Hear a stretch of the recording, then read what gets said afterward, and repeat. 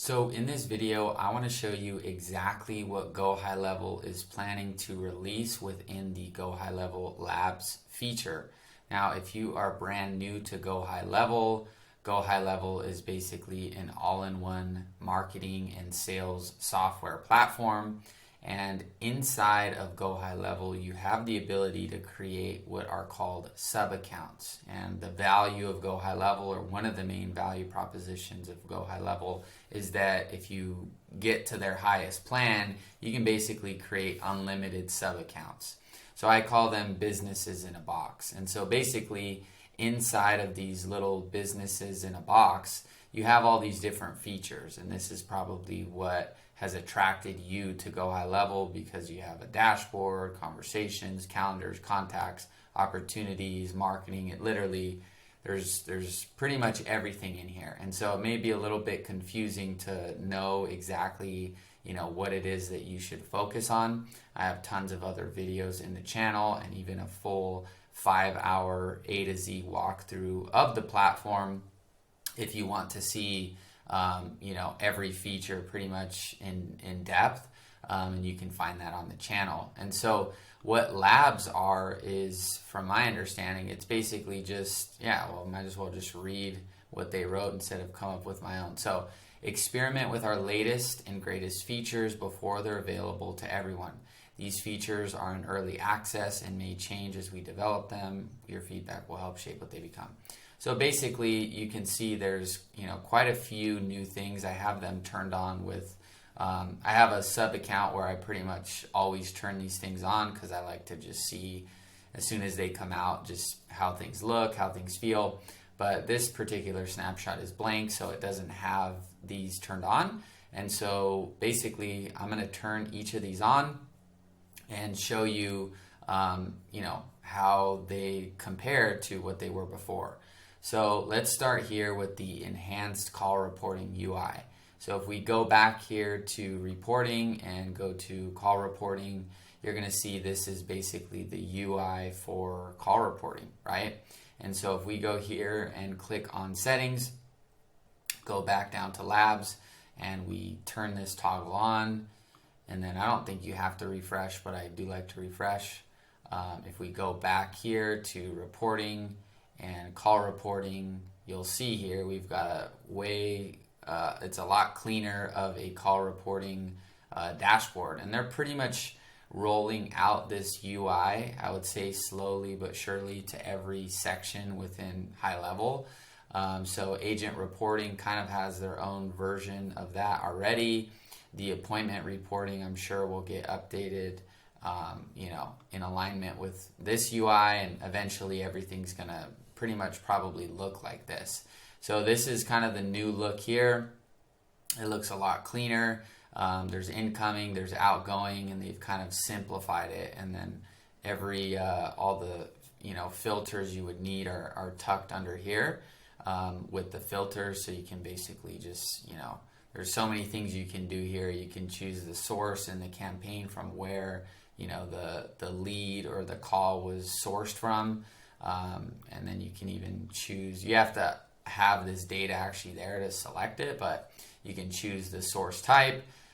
You can mark leads as qualified or unqualified. And so if you want to see just the qualified lead calls, you can turn that on, see the call status. So if you really, utilize this feature properly, you can have such an amazing pulse on your business, because we help real estate investors find off-market deals, and we use Facebook ads and GoHighLevel.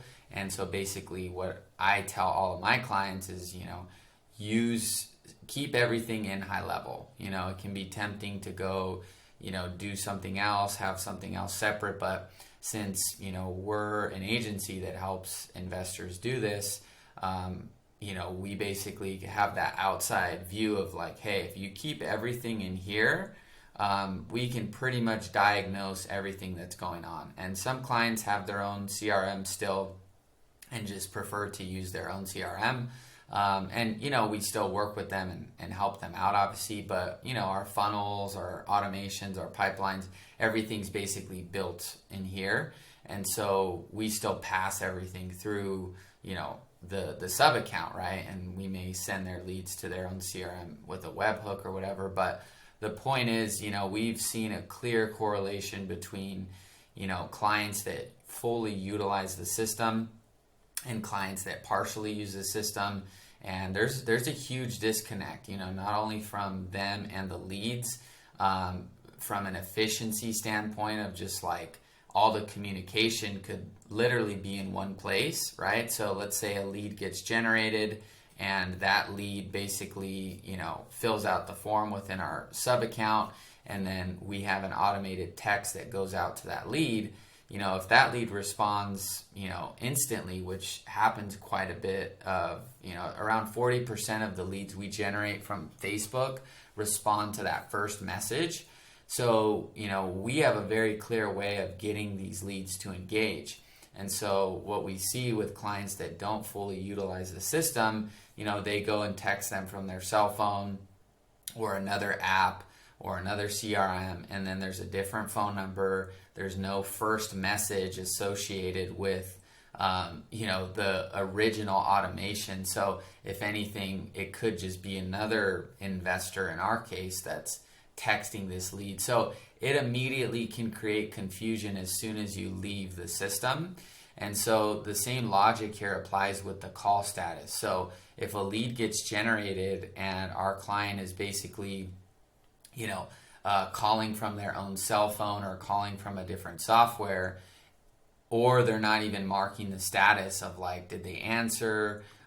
Was it busy? Did they miss the call? Was it declined? Did it fail? Was it voicemail? If we can't see those metrics, it's like everyone's just kind of moving on inaccurate data. And really what I found after doing this stuff for the last 6 years is like, if you have a really accurate way to measure all parts of the system, sometimes it can get really boring because the answers get so easy and clear, because it's like, if the lead cost is too high or whatever, we can diagnose that. And if the lead cost is fine, but maybe the contact rate is too low or whatever part of the system is maybe not within KPI, if you can't track it, it's like you're kind of going off of, and I've experienced this, like I said, for the past 6 years, of like what that one person is telling you. And not that you don't want to listen to your client or whatever it is, but it's like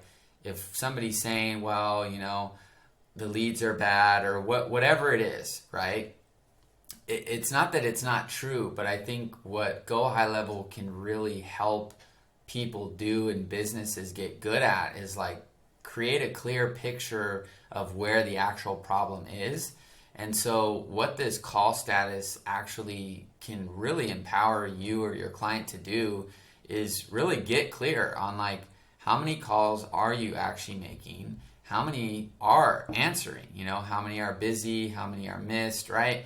And then you can actually have a really clear picture all in one place around, hey, how what's going on with the calls, right? And not that you don't want to listen to whoever's making the calls, but if you can see the picture really clear, it actually is kind of easy. And I think sometimes people don't want things to be easy because they think things have to be hard. That's kind of what humans are known to do, right? We overcomplicate things. So when you really utilize this entire system, these are the clients that have had the most success. Why? We can see every lead generated, the cost per lead.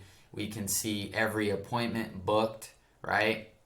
Haven't got the clients to do all the appointment tracking, like no-shows and stuff like that, but some people do some things and some clients are better at doing other things. But if you really track, the leads, all the conversations, and you can see the appointments and who shows up, all the calls that were made and all the call statuses, and then you can hear those calls and what people are saying, I mean, it gets pretty easy to diagnose where things need to get tuned up. And, really what I would encourage you if you're watching this video is that, using these features is really going to change the way you offer service to your clients or for your own business, because you can actually see, yeah, I didn't make enough calls, or maybe there was a weird spike in missed calls or something like that, right? And it allows you to investigate, what's actually going on versus just, oh, well, I don't know, you're calling from your phone over here, then you're doing this over here, and you have no idea, right? So the call status here is really powerful because you can make a call and choose the status and say, boom, this person answered, this person was busy, whatever it was, and you can then sort by this and really get a clear picture. Device type, you don't necessarily need that, but you could also, filter by how long the call was and any sort of keywords here that you would put into the actual, this is more like marketing stuff, UTM stuff, so, what campaign they came from, what landing page, and what platform they came from. You have to actually put this in. This is a UTM thing, which is kind of separate, but this is the new UI, and I like to show people kind of what's inside of it because some people still don't know, right, what's going on. And I wonder if they're going to merge these two sections because it kind of looks like they're similar, so I'm not sure. But that's the call reporting UI. This feature is already available. It's just a new updated UI, stands for user interface. So that's that. Now we have my staff. So basically, when you're in your sub account, you can basically create unlimited members per sub account. So if this is business one, you could have 10 employees, 100 employees, whatever it is. And when you add this employee, this is basically what it looks like right now. So if we go to the labs and then we turn on my staff, we're going to see here, it's going to look, pretty similar to that new UI of the other section. So now you can see, looks a lot cleaner, just looks more modern and fresh. So nothing really is changing when the UI is changing. It's like in terms of the features, it's just more, the look. But yeah, just so you guys can see, this is kind of what's cool too. You can obviously set user permissions. So you can, if you don't want this user to see, for example, Google ads reporting or workflows or payments or something like that, you can turn those off. And this, entire UI has been updated inside of this section as well. So that is the UI for the My Staff. And then we have calendars. So same kind of thing here, I think. So if we go to calendars, this is the UI currently, and then we have this appointments tab, which has been moved. So I think some of these features, when they start adding them in, they kind of leave the existing feature there so that people can basically get adjusted to it, but then eventually they just kind of dissolve it. So if we turn on this labs here, I'm not quite sure if this is UI, so okay, yeah. So yeah, new UI, so let's see here. So you can see just a little bit fresher here, a little bit, this actually stayed the same, so they just kind of changed the appointment list view, and I think they're just working on making it more and more user-friendly. So if you wanted to create an appointment for a lead, you can just click on this and then book that appointment. So that would be now booked, and then this is where, like I said, these are, this is the power of the system, is this is where you can track the status, so who showed up, who didn't show up, who canceled, who's invalid. And then like if we, let's say, marked this as a no-show, right, then when we go into the reporting here, under the appointment reporting, we're going to see one person booked, one person no-showed. See, so after 100, 500 appointments, you can really start to see, dang, our no-show rate is X, right? How do we improve that? And maybe it's not the ads or whatever these other things are that are connected to your system that, somebody that's operating it may just, oh, well, I don't know why people aren't showing up, right? So then you can actually troubleshoot where the problem is. So that's really the power of HighLevel, and what I think people should be offering or selling is like, yeah, you may need a specific service and something like that, but you're really selling some sort of outcome or result.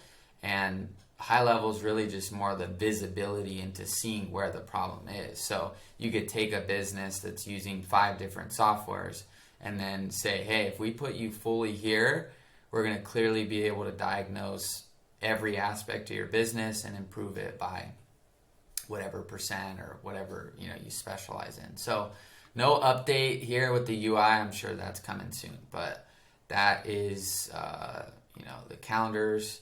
And then conversation sorting. So this one's already live, so it should be in your account already.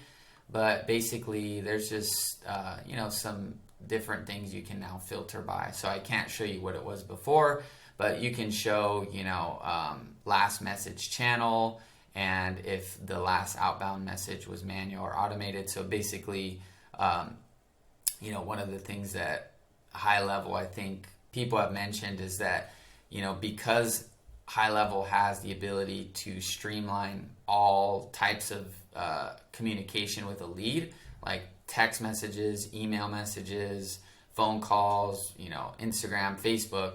What could happen is if you're sending a weekly email blast, maybe that lead you were talking to via text gets that email. You still want them to get that email, but it's now here in this unread tab, and there's a bunch of messages there, or it's here in the all tab, so you can't actually see who you were really talking to. So it can get a little confusing. So you could change this by making sure the last outbound message was manual, and then it'll pop up all those people that you were actually talking to or your team was talking to. So that's settings, and then, that was the conversations tab.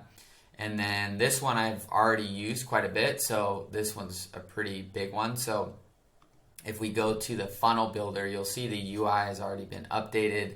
That happened quite a bit ago, but this UI has been updated kind of in alignment with what I've showed earlier.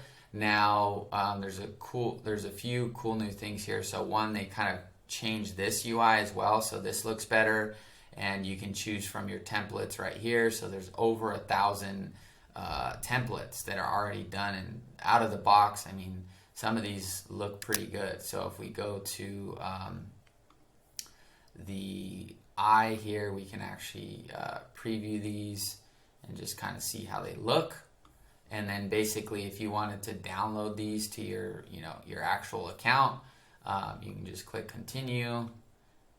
Choose this template, and then basically this template will be in your account. So you can provide this to a business, you can make this for your own business, whatever it is, and you can create unlimited websites, unlimited funnels, unlimited websites. So you have the ability to not only create funnels, which is what this section is, but you can also create websites, which pretty much are the same thing. There's just a few different features between the builders that allow you to basically change. Like, for example, with websites, you can create like a navigation bar that you would see more likely on a website than a funnel. So it's pretty much the same builder, but they just have different causes or like use cases. So if I refresh this here, you'll also see this nine dots of death, which is what Sean had called it, is now gone, which I like better. So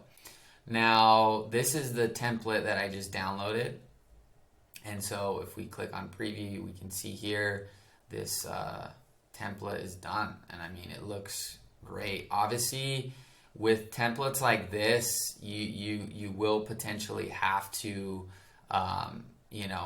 this one actually looks really good, but some of these like images, and like if you want to plug and play this website properly, or this funnel, if it's not exactly for this use case or this photo is not relevant, the only kind of thing that you have to really consider is you have to replace these, this image with something that actually matches, right? Not your average person could just make this image with the the purple outline and stuff like that. So the best use case for this is pretty much to just leave it as is, and just adjust the content, because it's going to be a little challenging to do some of these things, but there's obviously people you can hire. And then what's cool about the funnel is it's just one page, so there's nothing you got to do. It just, everything goes to the same page. So when it comes to the new funnel builder, when we want to edit this entire, this is how it looks, how it looked, right? So you can see kind of the layout here. So if we go back and we go to settings, and then we go to turn this on, you can see here it's going to look more, it's going to look like the new UI, so it's a lot more fresh, and you can see it's a little bit more user friendly. So it's loading up here. I may want to refresh it just because I turned it on. So just refresh it here, and then I'll show you guys inside kind of what the new builder looks like. Oops, I got logged out. Hold up. Okay, so this is inside of the new builder. So you still have all the same capabilities. It's just pretty much a UI update. So may take a little bit of getting used to if you've been used to the other builder. But basically, I can just kind of quickly walk you through left to right. So we have the ability to add elements. So let's say I wanted to add a button here. This is where I would add the element. So I would just come here to this button, and boom, there's the button. Okay, so this is where you add all the elements, headlines, subheadlines, forms. If you wanted to add a calendar right here, which isn't going to really look good, you can do that. I would need to create a calendar, or no, I have one. So there's the calendar here. That obviously doesn't look good, but that's where you add the elements. And then you have your layers here. So this is basically, every part of the website that you're building or funnel. So if you click on this particular, page and then section, you can basically, change these things. So if I want to hide this, navigation menu, let's see what specifically this is. So if you want to hide anything or clone things or clone sections, like this is mobile. So you can see here mobile. So if I go to mobile and I click on, for example, I would want to make this smaller. So I would just click on that and then just make this a little smaller. That's how I would probably do it. And I would just save it. So if you wanted to hide specific sections or duplicate sections here, if this is the mobile one here, if I wanted to hide this whole section, that'll obviously go away. And if I want to show it, there it is. So this is how you toggle between the views. Personally, the simplest way to do it is to hopefully design the funnel as simply as possible so that you can easily just make sure that it's configured well on both desktop and mobile. The more complicated it gets, the more you're going to have to adjust both, which can take a while. And then pages, so this is basically how you can toggle between different pages in your funnel. So instead of going back and then going into the other page, you could just say, I want to edit this schedule page right here, and you can just simply, switch between, what these, what the pages are. So you can do it here, and you can also do it here. So if I wanted to go back, I can just simply click on landing page, and now I'm back to that section. This is where you have your tracking code. So for me, we do Facebook ads. So for real estate investors, so I actually kind of came up with a hack where you don't have to put the pixel here, but this is where you would put your pixel. This is where you would put, your Google Analytics. If you use that, you would put that here, and then I don't think I ever even used the footer, but this is where you put your tracking code. This is where you put your custom CSS. So if you have a designer that makes this makes the page look differently and the feel, then they would put the CSS here. I don't really know too much about it, but I just know that with one of our funnels we have to put that in so that the survey looks like better. So that's where we put that. Typography. So this is, I think, just a global, maybe not global, but I don't know if you can update the entire, like, I don't know. It doesn't look like this updated. Let's see if I choose.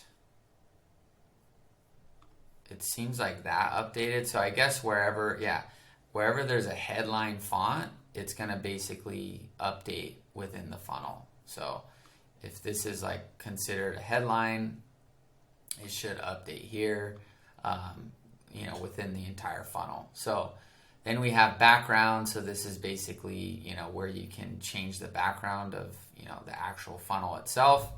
And then pop-up settings. So if you're going to create like a form pop-up, you can, simply do that here, put a little headline.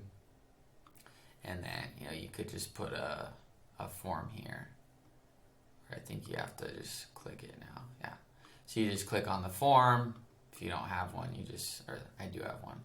So you would just add the form there. I don't think there's any data on that particular form. But you could just put your pop-up form there, and that's how you control the pop-up and the pop-up settings. So that's where that is, and then you have your SEO metadata. So this is where you name the page, put all the descriptions, the keywords, all that. And then preview custom codes. This may just be a way to kind of see the codes you've added onto the funnel and just preview if they're working. So that's pretty much it. I have actually used the versions feature. I think it was available on the other one, but basically if you make an update to the headline and just say new headline, and then let's just say you save that, and then 2 weeks go by and I don't know, something changes with your conversion rate and you're like, man, what did we have before? Let's go back to that. You can go to your versions and it will actually show you, at least whenever this feature was added, it'll actually be able to like pull that data. So if I say, oh, let me go back to what it was before, and not have to like rebuild it or guess, I just click restore, kind of like you would on a Google Drive or a Google document or any, file like that. Then it basically just restores it. You click on save and, now it's back. And then if you want to preview, then basically everything is available to be previewed. So that's the new UI. All the functions are still the same, but just kind of give you a little tour of where things are if you need that help. And then within labs we have, let's see, a few more. So email builder. So let's take a look at that. So if we go to marketing and then emails, campaigns, and templates, if we wanted to build an actual email here. So if we do blank template here, design editor, I think this part is updated. So let's take a look. So if we go back to labs and then we turn that on, I'm going to refresh because last time it booted me out. So make sure that's on. Okay, so cool. So if we go back to marketing, emails, templates, new, blank template, design editor, it seemed, so this is just a little bit more updated. So you can see it's kind of refreshed to be similar to the funnel builder. So if I wanted to add a section there, and then I wanted to put, for example, like a text here, and then if I wanted to like click on this, and let's see how I can move this over, I may do something like that, and then you can just build the email however you'd like. If you wanted to add a video here, this is cool because this I believe this does have the video tracking if you use, not native in the email yet, but I'm sure they're going to come out with that. If you haven't seen my video tracking feature, you can just search it up on YouTube and you'll see it. But you can track how long viewers are watching your video within a GoHighLevel funnel, which is pretty cool. So that's how you do that. If you want to delete, the section, you can do that. And then if you want to like add the body copy or something like this, you can just come here and then, write your email or whatever. And then if you need to put your kind of footer, which is, I'm glad they added this, because before you used to have to manually do this. This will just pull your data from your sub account and then make sure everything's compliant with the email. So what I recommend doing is, save your template, which is how you'll write emails in the future. So like if this was my actual email, like I would make it, look something like this, where there's a title and then probably just remove this and then a video or a photo or something like that, and then the email, the actual written email, and then I may potentially have like a button if I'm following kind of the same format, right? And then from there, once you have this thing like sorted how you would want, you would save this actual template so that you don't, I'm not going to save it because I don't need this one, but once you have the template here, I think this is one I've already built. Yeah, so you can see here. Then what you do is if you're ever sending an email broadcast or you're adding in automated emails, you just duplicate the template and then swap out the content, because you want to keep your actual template as a template because you don't want to lose the template. So it just looks a little different in there. And if you don't know, there's tons of email templates already built that you can just choose from here, so you don't have to go and build your own. And yeah, there's literally tons of them here for any industry. So that is done. And then if we go to labs again, we've got, let's see, calendar creation. So this is a good one because the calendar feature has been a little bit blocky. So basically it looks like, let me see, kind of looks like the update's already on, but let's see. Let me turn this on and refresh here. So if we go to calendars, click on create calendar. Oh, it just looks a little bit different. So if you want to create, the calendar, it kind of routes you into a more simple view. Before it used to be more of like a list, and this is kind of just easier on the eye. So you just click select. Oh, this is great. I love this. I actually haven't seen this, because this is one of the things I think a lot of people would say if they've used, Calendly or something like that, is Calendly is really nice and simple. And so the way, like, I can show you how it was before.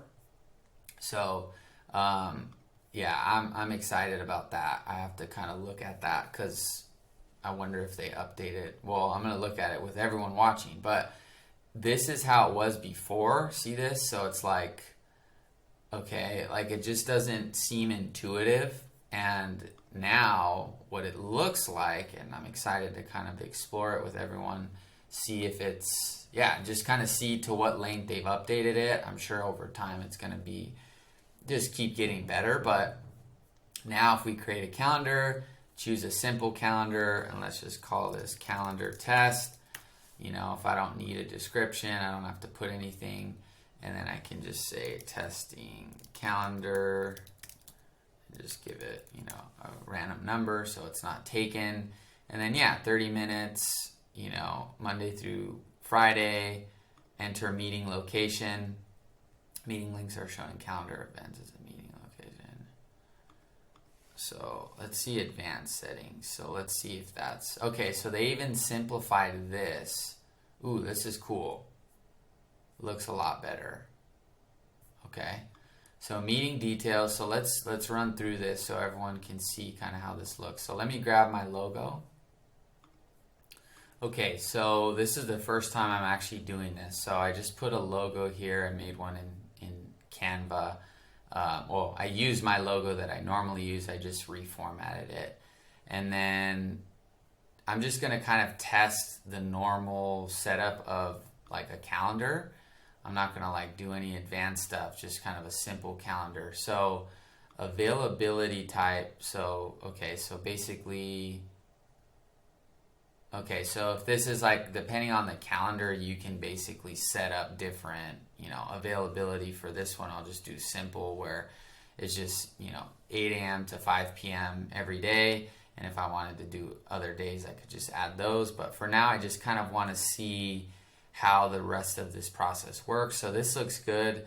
you would have your meeting for, let's say, 30 minutes.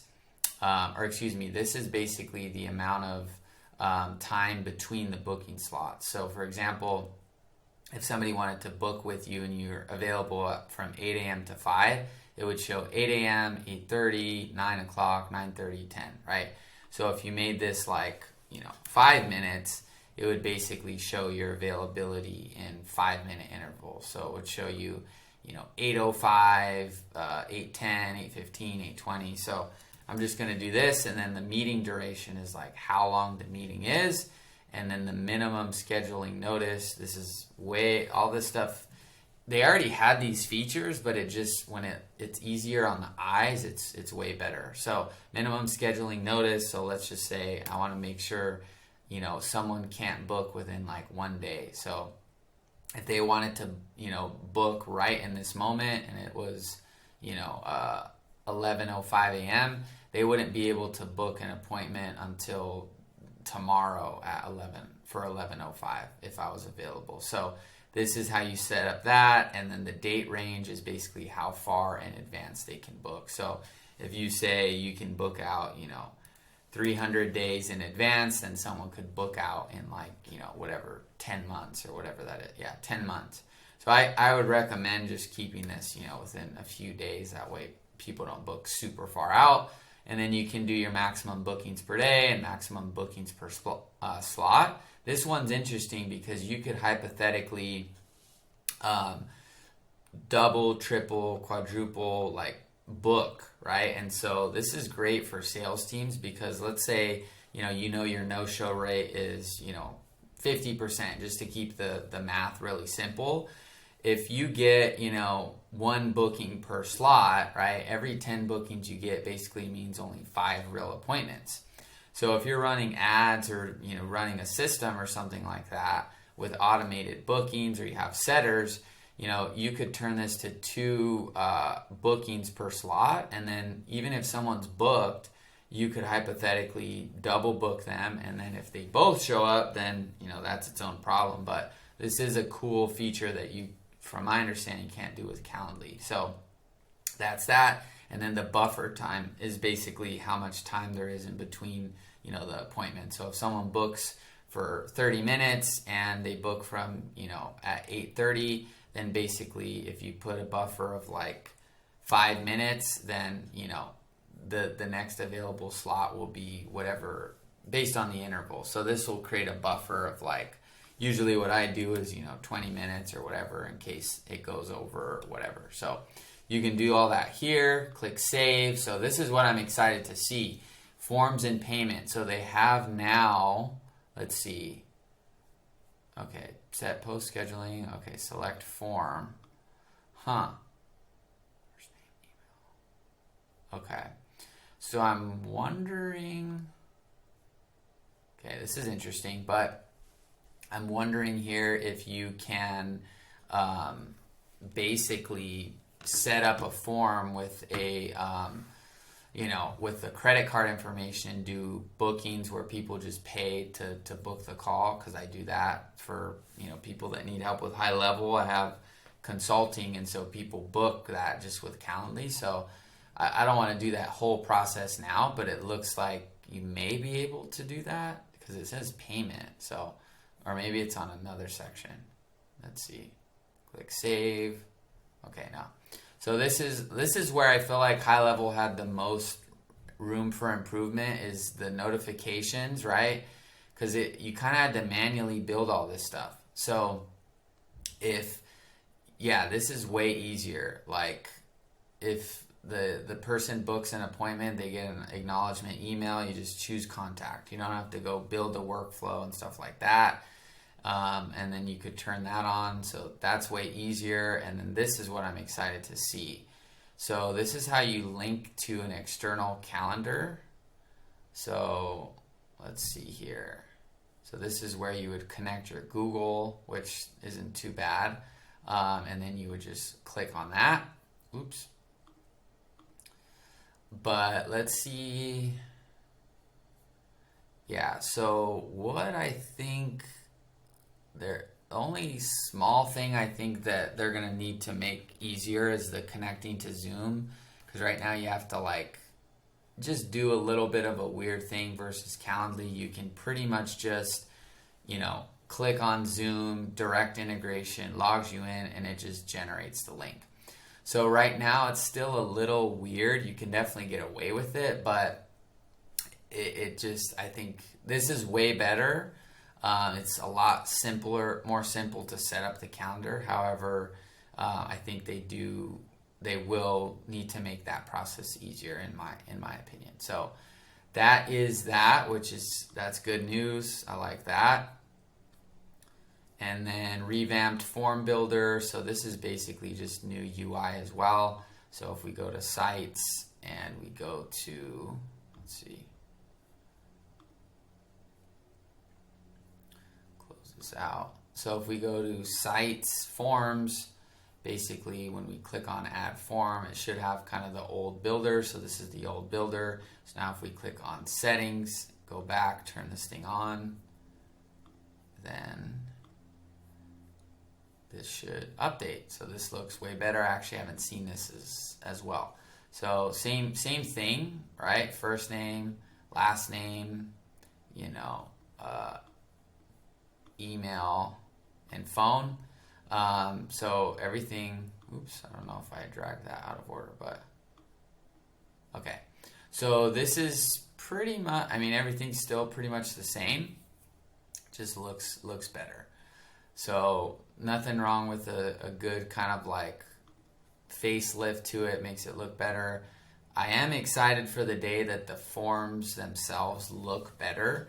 I just don't think they visually look as good as other builders like this. So that's my personal, opinion. But this itself looks better, and you can do all the same things you normally would do. It just looks a little bit different. So that's cool. And then we also, let's see if I go back here. So if we go to,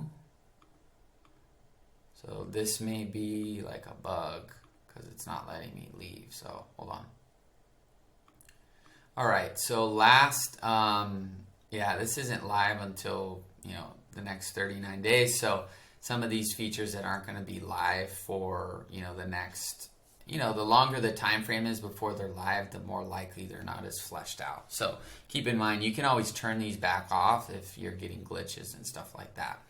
Now, new message composer. So this is the last kind of thing here for me to cover. Let me actually go back and make sure you see kind of what it looked like before. So if we go to conversations and we go to create a new message, actually looks, let's see. Let me make a test contact here. Hold on. Okay, so if I wanted to text a lead or email a lead, this is kind of how the message composer looks now. So if we go to settings and then we turn that back on and we refresh, it's going to look just a little bit more fresh. So we can come here and there it is. So it looks better. And I think just over time, they're going to they probably take sections of everything and just freshen it up. And then eventually everything's going to have a totally different look. But the button looks cleaner.